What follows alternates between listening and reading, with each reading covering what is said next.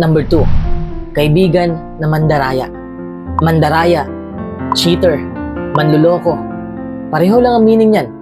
This is a category which may even include a friend who has been a true companion in the past. Ang kalupitan at kasamaan ng karakter na ito ay maaaring makaapekto sa pinakamatapat na kaibigan sa ilang pagkakataon. I mean, madadamay lahat ng loyal dahil lang sa isang cheater. Sabihin na natin na hindi ka pa niloko. Hindi pa nila nagawa sa'yo yon. Gayunpaman, ang intensyon pa lang nila ay sapat na upang magdulot ng trust issues. Sabihin na natin na wala pa silang intensyon ngayon.